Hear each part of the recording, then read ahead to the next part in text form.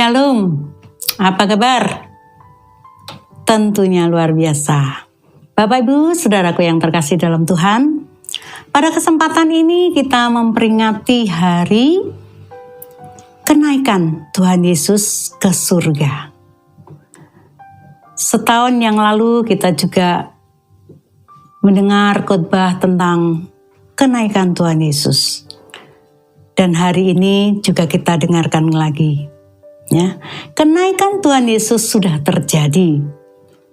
Yang belum terjadi adalah kedatangannya Tuhan Yesus yang kedua kalinya. Nah, sebelum kita mau dengarkan penjelasan beberapa poin daripada firman Tuhan yang akan saya sampaikan, mari bersama-sama kita satukan hati, kita akan berdoa. Bapa dalam surga, kami bersyukur untuk kesempatan indah. Pada saat ini Bapa, kami mau dengan firman-Mu Tuhan tentang peringatan kenaikan Tuhan Yesus yang ke surga. Biarlah Tuhan, Engkau sendiri yang akan memberikan kami hati yang haus, yang rindu akan Engkau. Sehingga firman Tuhan pada kesempatan ini yang akan kami dengar boleh memberkati kami. Kami dikuatkan, diteguhkan, kami boleh didewasakan di dalam iman percaya kami kepada Tuhan. Semakin hari semakin bertambah-tambah iman percaya kami kepadamu, semakin setia dan semakin mengasihi Engkau. Hamba-Mu dengan segala keterbatasannya, Tuhan urapi, biarlah firman Tuhan saat ini boleh memberkati setiap kami. Terpuji nama-Mu Bapa, di dalam nama Tuhan Yesus kami sudah berdoa dan mengucap syukur, haleluya, amin. Nah Bapak Saudara, firman Tuhan pada saat ini yang kita akan baca di dalam Lukas 24 ayat 50 sampai 53. Demikianlah firman Tuhan. Kenaikan Yesus. Lalu Yesus membawa mereka keluar kota sampai dekat Betania. Di situ ia mengangkat tangannya dan memberkati mereka. Dan ketika ia sedang memberkati mereka, ia berpisah dari mereka dan terangkat ke surga. Mereka sujud menyembah kepadanya. Lalu mereka pulang ke Yerusalem dengan sangat bersukacita. Mereka senantiasa berada di dalam bait Allah dan memuliakan Allah. Itu Bapak Saudara firman Tuhan yang kita dengarkan dari Lukas 24 ayat 50 sampai 53 mengenai kenaikan Tuhan Yesus. Dan kita akan sambung lagi di dalam Kisah Rasul 1 ayat 6 sampai 11. Demikian bunyi firman Tuhan. Yesus terangkat ke surga, maka bertanyalah mereka yang berkumpul di situ, Tuhan, maukah Engkau pada masa ini memulihkan kerajaan bagi Israel? Jawabnya, Engkau tidak perlu mengetahui masa dan waktu yang ditetapkan Bapa sendiri menurut kuasanya. Tetapi kamu akan menerima kuasa kalau Roh Kudus turun ke atas kamu, dan kamu akan menjadi saksiku di Yerusalem dan di seluruh Yudea dan Samaria dan sampai ke ujung bumi. Demikian jauh pembacaan firman Tuhan, Bapak Saudara yang diberkati Tuhan, dia yang mendengar dengan setia firman Tuhan bahkan melakukan di dalam kehidupannya. Bapak Ibu Saudaraku yang terkasih, saat kita memperingati tentang kematian Tuhan Yesus, Tuhan Yesus mengingatkan kita bahwa kehidupan manusia pada akhirnya menuju satu titik, yaitu kematian. Raja Salomo di dalam Pengkhotbah 9 juga mengatakan, nasib semua orang itu sama, yaitu menuju kematian. Ketika diingatkan untuk mencari kekekalan, lebih banyak lagi hidup di dalam kesungguhan akan firman Tuhan. Untuk itu Bapak Saudara, kita harus lebih mencari hal-hal yang kekal, hal-hal yang rohani, ya, melalui pesan daripada Salomo ini bahwa kita pada akhirnya juga akan mengalami kematian. Dalam peringatan tentang kebangkitan Tuhan Yesus, kita juga diingatkan Bapak Saudara bahwa dalam Tuhan Yesus ada pengharapan. yang sakit disembuhkan, yang mengalami jalan buntu Tuhan bukakan, yang lemah imannya dikuatkan, keluarga yang berantakan Tuhan juga pulihkan. Karena apa? Karena Tuhan itu Allah yang hidup, yang memberikan pengharapan kepada kita. Usaha, pekerjaan diberkati, studi untuk para pemuda, anak-anak remaja juga diberkati. Dan dalam nama Tuhan Yesus ada kesembuhan, ada pemulihan, ada kekuatan yang baru. Kemudian Bapak Saudara, setelah kita memperingati kebangkitan Tuhan Yesus, dan Tuhan Yesus bangkit pada waktu itu, selama 40 hari Tuhan Yesus menampakkan diri kepada banyak orang, juga termasuk murid-muridnya. Dia berada di tengah-tengah muridnya. Nah, kemudian maknanya apa? Ya, apa arti kenaikan Tuhan Yesus ke surga buat kita Bapak Saudara? Yang pertama, Tuhan Yesus menyediakan tempat bagi orang percaya. Ya, jadi Tuhan Yesus naik ke surga bukan sudah selesai tugasnya, bukan. Tapi Tuhan menyediakan tempat bagi orang percaya, seperti yang tertulis dalam Yohanes 14 ayat 1 dan 2. Di sana dikatakan, janganlah gelisah hatimu, percayalah kepada Allah, percayalah juga kepadaku. Di rumah Bapakku banyak tempat tinggal. Jika tidak demikian, tentu aku mengatakannya kepadamu. Sebab aku pergi ke situ untuk menyediakan tempat bagimu. Bapak, Ibu, Saudaraku yang dikasihi Tuhan, kata tempat dalam bahasa aslinya itu berarti sebuah tempat yang kekal. Tempatnya Tuhan Yesus. Nah, Yesus berjanji menyediakan tempat yang mulia bagi orang percaya. Sedangkan bagi mereka yang setia melayani dan memenangkan jiwa bagi Tuhan Yesus, Tuhan Yesus akan memberikan sebuah jabatan, ya, sebuah posisi di dalam kekekalan nanti. Luar biasa Bapak Saudara. Siapa yang gak rindu punya rumah kekal, rumah di surga yang Tuhan sediakan, yang Tuhan janjikan. Diceritakan bahwa rumah itu berlantaikan emas dan dinding-dindingnya adalah dari berlian, dari mutiara, dari batu-batu permata. Rumah kita yang kita tempati di bumi ini gampang rusak, ya kan? Kebocoran, bahkan bisa saja diterjang banjir, hancur. Dan kita kehilangan rumah. Dan setiap saat harus mengganti peralatan-peralatan rumah karena rusak, dimakan rayap. Inilah keadaan rumah kita yang akan ada di bumi ini. Tidak sempurna dan bisa rusak. Tapi rumah kekal yang Tuhan akan berikan buat kita adalah rumah yang luar biasa indahnya. Nah, yang kedua, makna kenaikan Tuhan Yesus ke surga adalah Tuhan Yesus akan segera datang, Bapak Saudara. Jadi yang kedua maknanya Tuhan Yesus akan segera datang. Bahwa pada waktu itu murid Tuhan Yesus kan sedang berkumpul, ya. Tuhan Yesus ada di tengah-tengah mereka. Tiba-tiba ketika Tuhan Yesus sudah mulai berbicara dan memberkati mereka, apa yang terjadi? Tuhan Yesus terangkat dan murid-murid Tuhan menyaksikan Tuhan sampai ke awan-awan, sampai hilang dari pandangan mereka. Mereka lalu bersujud menyembah Tuhan dan mereka bersuka cita. Dia kembali ke Yerusalem. Dan dikatakan di sana bahwa ada malaikat Tuhan yang mengatakan bahwa Tuhan Yesus akan segera datang. Tuhan Yesus akan datang kembali yang kedua kalinya untuk menjemput kita, orang-orang yang percaya kepada Tuhan. Inilah yang kita harapkan Bapak Saudara, bahwa suatu saat nanti kita akan bersama-sama Tuhan. Kita dijemput dan kita akan pulang kembali ke rumah yang Tuhan sediakan.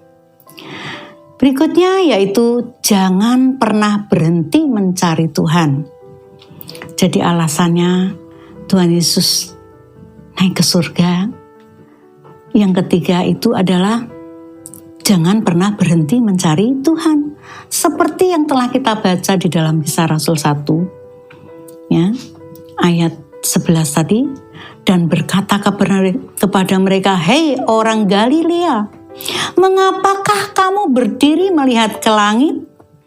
Yesus ini yang terangkat ke surga, meninggalkan kamu, akan datang kembali dengan cara yang sama. Seperti kamu melihat dia naik ke surga." Kenapa kedua malaikat Tuhan itu secara khusus memanggil dan menekankan di situ, "Hai orang Galilea"? Kenapa Bapak Saudara? Padahal tidak semua yang hadir di situ itu berasal dari Galilea. Galilea sendiri memiliki satu arti, yaitu roda yang berputar yang tidak pernah berhenti. Kita juga dimaksudkan untuk juga mencari Tuhan dan jangan sampai berhenti mencari Tuhan. Artinya terus kita memiliki satu persekutuan yang indah dengan Tuhan, keintiman dengan Tuhan. Gitu Bapak Saudara, kita tidak boleh berhenti juga untuk hidup kudus, itu artinya Galilea. Kita tidak boleh berhenti berdoa, tidak boleh berhenti berpengharapan. Karena di dalam Tuhan, pengharapan tidak mengecewakan. Ya. Siapakah yang terus mengikut Tuhan, mencari Tuhan, terus merasa dikecewakan? Saya rasa tidak ada. Tuhan selalu memberikan berkat-Nya, perlindungannya, kasih-Nya, pertolongannya yang luar biasa, bahwa Tuhan itu baik dan sangat baik. Saya membaca satu kutipan sedikit gitu ya di YouTube, bahwa memang Tuhan itu baik, Tuhan itu tidak mengecewakan. Ceritanya seorang raja dengan prajuritnya, dia pergi ke hutan untuk berburu, tapi di sana ternyata dia diserang oleh binatang, dan yang diserang itu adalah sang raja. Sehingga dia harus kehilangan satu jarinya. Tetapi pelayannya atau prajuritnya ini membunuh binatang itu. Ya, akhirnya raja dan prajuritnya ini pulang.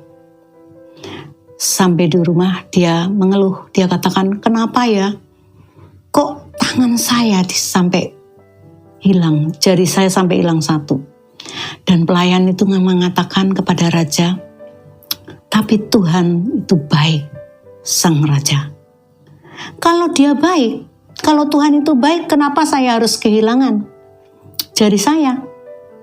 Dan pelayan ini kembali katakan, "Ya apapun yang terjadi atas kejadian ini, sang raja, bahwa Tuhan itu baik." Sang raja kesal sama prajurit ini, sama pelayan ini. Lalu dia suruh pengawal-pengawalnya untuk memenjarakan si prajurit atau pelayan ini. Nah, ketika dia sudah dalam penjara, dia sudah tidak ingat lagi sama pelayannya, raja ini berangkat sendiri karena dia suka berburu ya.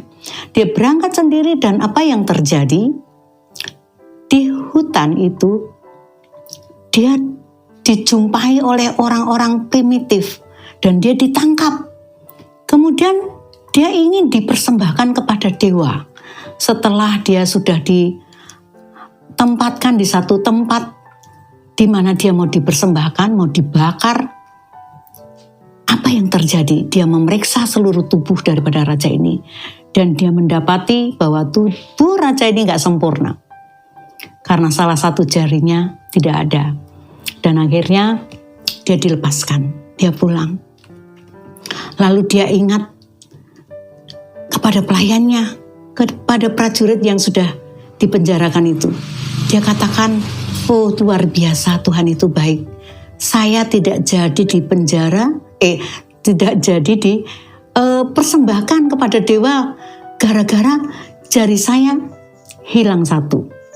Lalu dia berterima kasih kepada pelayan itu, dan pelayan itu merasa senang karena dia sudah dikeluarkan dari penjara. Lalu raja itu berkata kepada pelayan itu, prajuritku, tapi mengapa kamu di penjara ya? Kamu tahu nggak alasannya kenapa? Maka si pelayan itu menjawab, karena Tuhan itu baik, sang raja. Kalau saya tidak tuanku penjarakan, hari ini saya yang akan menjadi korban. Saya yang akan dibakar untuk persembahan para dewa oleh orang primitif itu. Itulah jawaban yang luar biasa. Apapun yang terjadi Bapak Saudara dalam hidup kita, bahwa Tuhan itu baik. Tuhan mengasihi kita. Dia adalah sumber pengharapan kita. Karena itu jangan berhenti untuk berpengharapan kepada Tuhan, untuk mencari Tuhan, dan itu juga yang akan kita tularkan kepada keluarga kita, kepada seisi rumah tangga kita, kepada jemaat kita, dimanapun dan apapun kondisi keadaan kita. Mari terus mencari Tuhan, supaya kita juga bisa berkata bahwa Tuhan itu baik. Galilea juga berbicara mengenai orang-orang yang sederhana. Makanya Tuhan Yesus juga lakukan banyak mujizat di Galilea. Galilea juga bicara tentang kerendahan hati. Nah, Bapak Ibu Saudaraku, waktu kita remuk hati, kita menjadi orang yang bisa merendahkan hati kita di hadapan Tuhan. Kita bukan menjadi orang yang sombong, merasa mampu, merasa bisa, merasa kuat dan hebat. Maka mujizat Tuhan itu tidak akan terjadi di dalam kehidupan kita. Karena itu marilah kita mau hidup dalam kerendahan hati. Dan orang-orang yang mencari Tuhan, yang sungguh-sungguh pasti hidupnya dekat dengan Tuhan, suka akan firman-Nya, suka berdoa, dan otomatis membentuk karakternya menjadi orang-orang yang murah hati, yang lembut hati, dan juga yang rendah hati.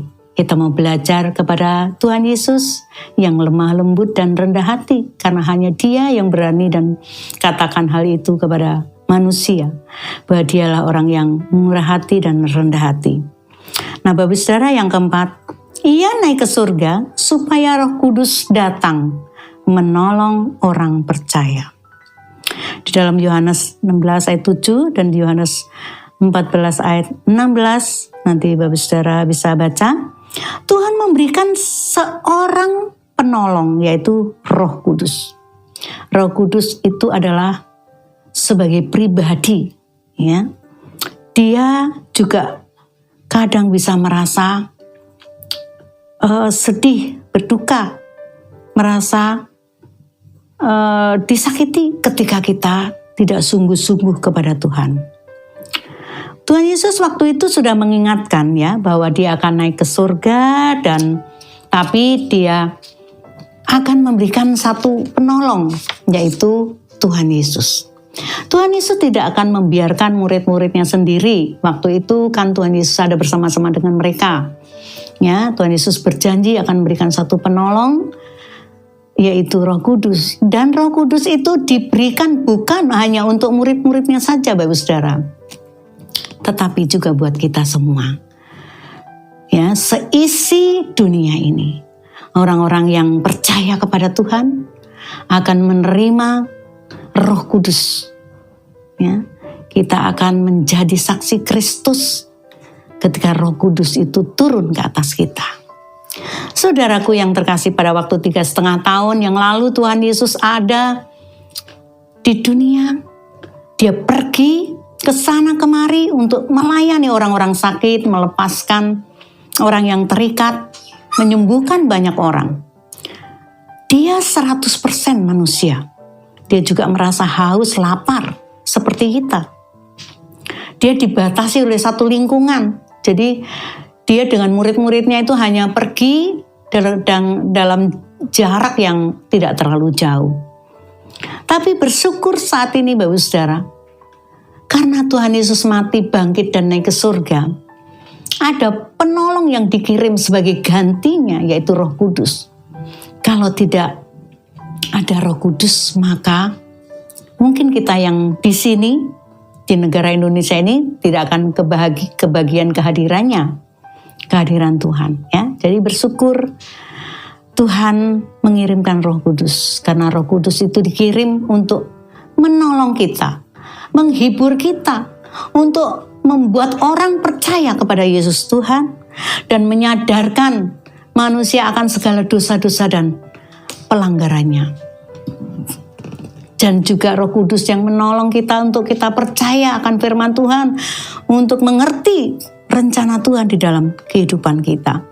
Roh Kudus menginsapkan kita akan dosa-dosa kita supaya kita datang kepada Yesus Tuhan dan kita minta ampun supaya kita hidup di dalam Tuhan. Ia naik ke surga memberikan Roh Kudus juga supaya ibadah kita semakin bermakna, ya. Ibadah kita semakin sungguh-sungguh, semakin menyala-nyala, semakin berapi-api di dalam Tuhan. Mari Bapak Saudaraku, inilah firman Tuhan yang boleh saya sampaikan pada kesempatan ini. Kita sungguh bersyukur dengan memperingati hari kenaikan Tuhan Yesus. Kita semakin menyadari bahwa Tuhan memberikan penolong buat kita, yaitu Roh Kudus-Nya, supaya kita dikuatkan, dihiburkan, kita semakin mengenal Tuhan, semakin menyadari keberadaan kita sebagai orang berdosa yang perlu pengampunan. Terpuji nama Tuhan. Mari satukan hati, kita akan berdoa dan kita akhiri ibadah kita pada kesempatan ini. Bapa di dalam surga, terima kasih untuk firman yang indah yang kami boleh terima pada saat ini Tuhan.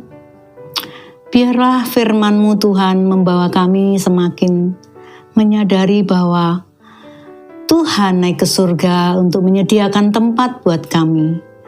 Tuhan naik ke surga supaya kami menyadari bahwa kami harus terus mencari Tuhan, bahwa kami punya tempat di surga yang Tuhan sediakan buat setiap kami. Bahwa kami juga Tuhan menyadari bahwa kami punya penolong yang lain, yaitu Roh Kudus sebagai pribadi yang menggantikan Engkau menjadi kekuatan buat setiap kami, yang menghibur, yang mengajar kami untuk semakin setia kepadamu. Terima kasih Bapa untuk firman Tuhan pada kesempatan ini. Biarlah firman-Mu boleh merema di dalam hati kami menjadi pelaku-pelaku daripada firman-Mu.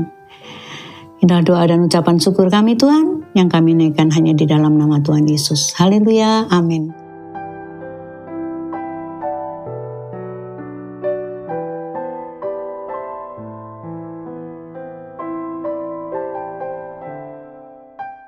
Bapak Ibu Saudaraku, saya ingin sampaikan yaitu jika saudara diberkati dengan pemberitaan firman Tuhan pada kesempatan ini, boleh kita sharingkan, kita bagi linknya kepada keluarga kita yang lain, teman-teman kita seiman di dalam Tuhan, supaya mereka semakin dikuatkan, diberkati oleh pemberitaan firman Tuhan pada kesempatan ini.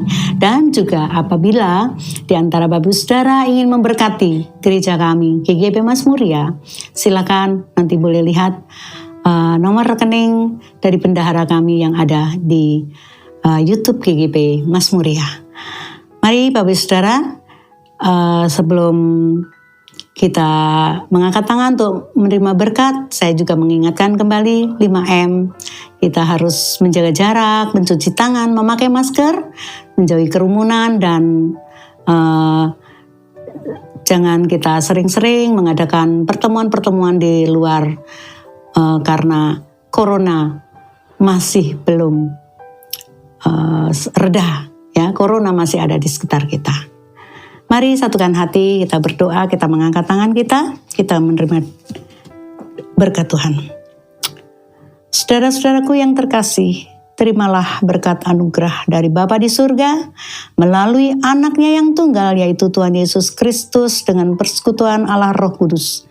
Kiranya terus memberikan penghiburan, kekuatan, kasih, pengharapan kepada setiap kita, umatnya yang percaya kepadanya. Terpujilah nama Tuhan, di dalam nama Tuhan Yesus. Haleluya. Amin. Salam Mazmuria. Yes, maju terus.